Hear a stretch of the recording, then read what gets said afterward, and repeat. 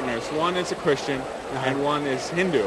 Yes. So now we're like Christian, Hindu, and Muslim, right? Right. And my Hindu partner, in the beginning, he was like a curiosity. He wanted to know more about Islam. So I gave him this, prayer rug, and he would do it with me. I mean, he didn't really convert, but he found it to be like, like cultural experience. Okay, inshallah, one day he'll come to Islam. Inshallah. Okay, Ryan, thank you very much for your time. Assalamu alaikum. Wa alaikum assalam. What's your name, sister? My name's Farah. Farah, have you always been a Muslim? Yes, I was born into a Muslim family. Okay, we're doing a program about Islam in America, and we want our viewers to get an idea of what it's like for Muslims in America, and particularly what life is like for Muslim women in America, and maybe some of the issues they are facing in these days. Well, it's a little challenging, as you know. It's not exactly easy, but I do live in New York City. So there's a lot of diversity, a lot of acceptance. There's a huge population of Muslims from many different backgrounds. So if you go to a masjid, a mosque, you go for prayer, you see people from South Asia, you see people from Saudi, from people from Egypt. Mashallah, it's a very good community. And people are very accepting there, whether you wear hijab or whether you don't. But if you wear hijab, are there any certain challenges you face by wearing hijab? Oh, yes, of course. I mean, people haven't always been accepting, especially with what people are seeing on TV these days. They associate things that aren't exactly true. So if you take the train in New York, you may get the occasional remark of, go back where you came from or things like that. And you might say, well, I came from Queens, so, it's an hour train back, maybe I'll go back, but I'm kind of late for class. Right.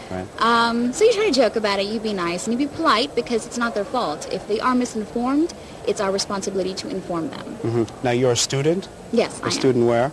I go to Hunter College. I'm a psychology student. Okay, and your colleagues at college also, do they ask you questions about Islam? I guess the people you know would be a bit more sincere in their questioning.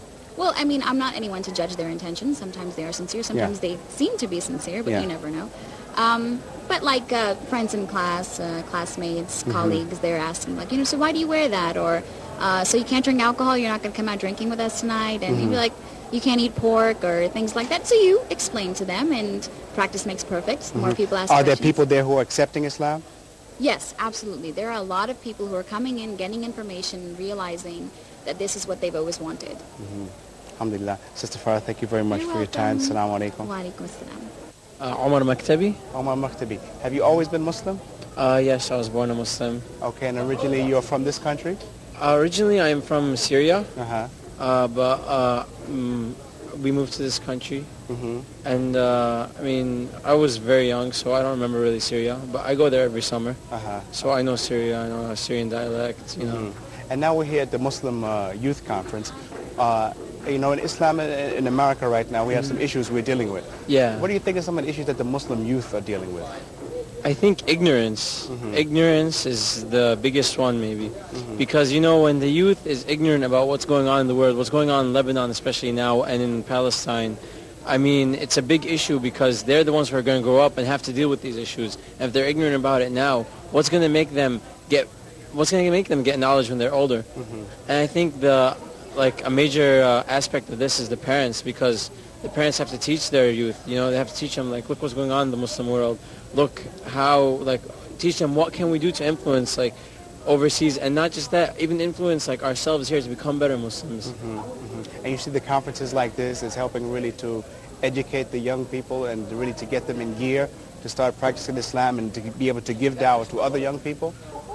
The conference is getting there, but it's starting. But as of now, I don't think it's achieving that.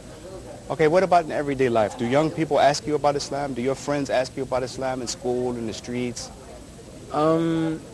Sometimes, it doesn't happen very often to tell you the truth, but